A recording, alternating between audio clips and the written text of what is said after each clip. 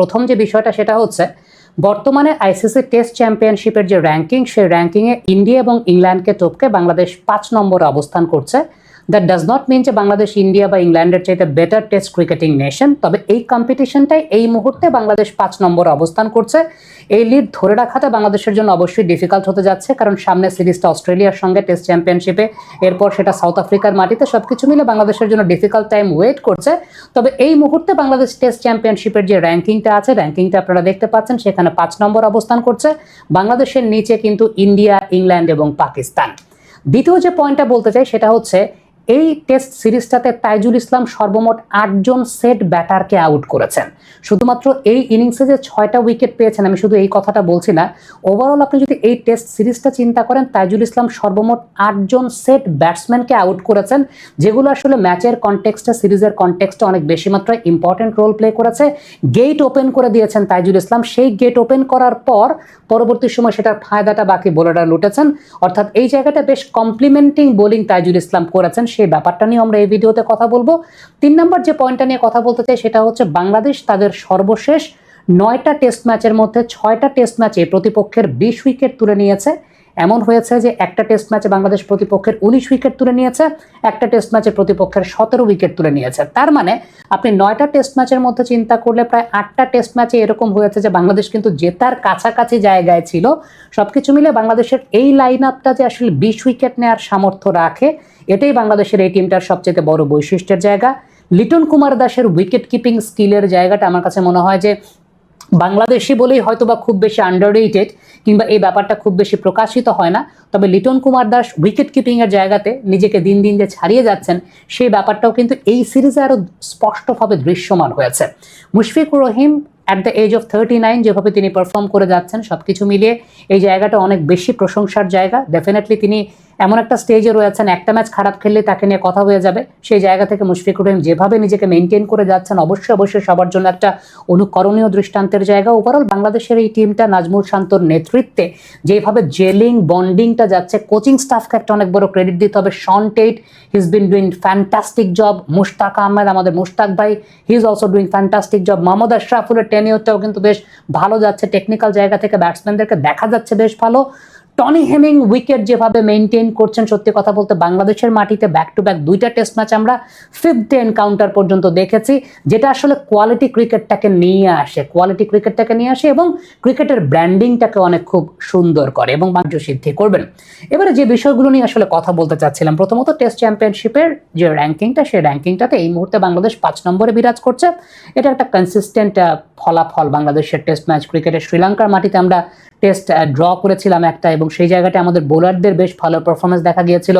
নাজমুল শান্ত বেশ ভালো ব্যাটিং করেছিলেন, আমরা দেখতে পেয়েছিলাম যে বাংলাদেশের মিডল অর্ডারটা এই মুহূর্তে, সত্যি কথা বলতে মুমিনুল ভাই সর্বশেষ 5টা আমরা দেখতে পেয়েছি ম্যাচ এরকম আছে যে টানা হাফ সেঞ্চুরি করেছেন, শান্ত সেঞ্চুরি করছেন, তার 50 থেকে সেঞ্চুরি কনভার্সন রেটটা বেশ ভালো। মুশফিক ভাই আছেন মাঝখানে, এই জায়গাটা একটা অনেক বড় স্বস্তির জায়গা। লিটন কুমার দাস, আমরা জানি যখনই ক্রাইসিস তৈরি হয় তখনই লিটন কুমার দাস পুরাতন বলে তার টেকনিকের সর্বোচ্চ প্রয়োগটা আমরা অনেক বেশি এক্সপ্রেস দেখতে পারি, বা তিনি অনেক বেশি মাত্র এক্সপোজ করতে পারেন। যে ক্যালিবারের তিনি ব্যাটসম্যান, সেই ক্যালিবারের জায়গাটা অনেক ভালো মতো শো করতে পারেন, এই জায়গাটা আমরা দেখেছি।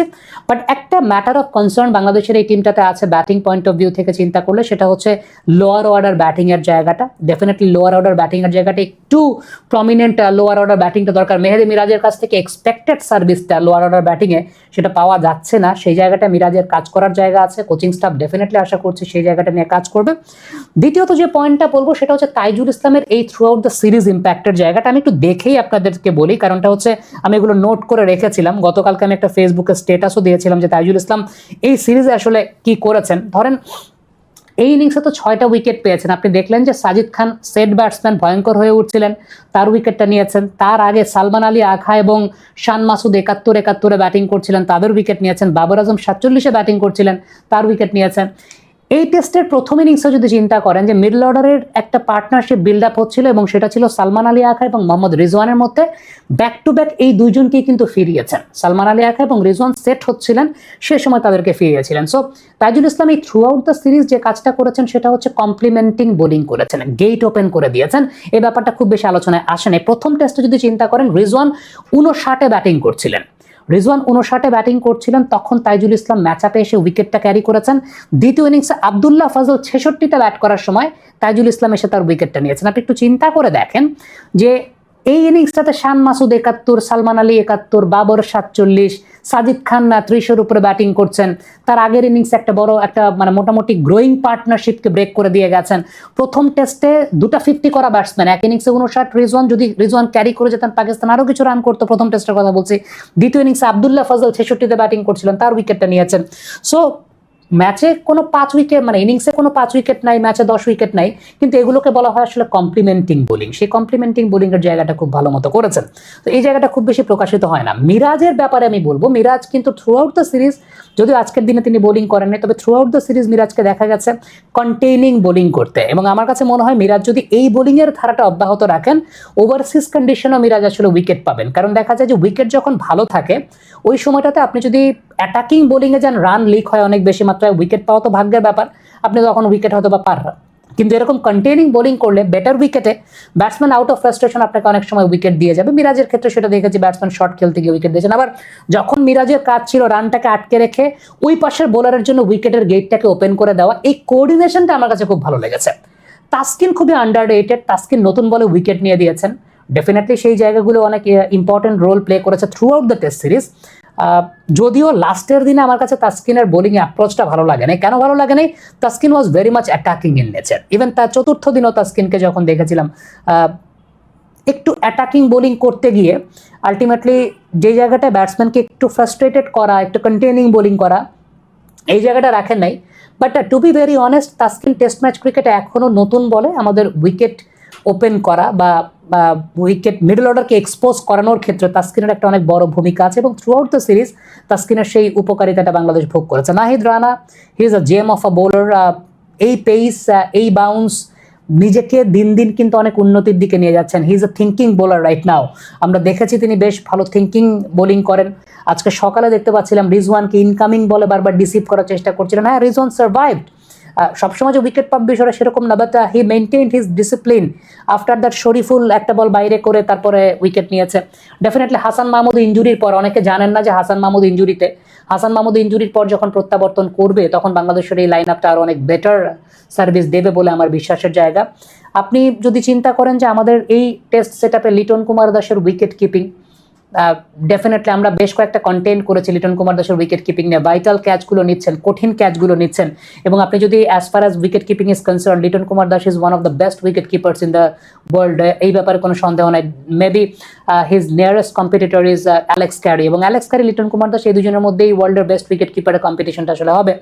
আপনি মুশফিকুর রহিমের কথা যদি চিন্তা করেন, আমাদের মুশফিক ভাই, বড় ভাই, মুশফিক ভাই এখনও যেভাবে অনুপ্রেরণা দিয়ে যাচ্ছেন, আমার কাছে মনে হয় যে প্রত্যেকটা মানুষের জন্য, শুধুমাত্র এমন না যে ক্রিকেটারের জন্য, মুশফিক ভাই যেই বয়সে আছেন আর সেই বয়সের প্রত্যেকটা মানুষের জন্য একটা অনুপ্রেরণার জায়গা, যে life is not at the end.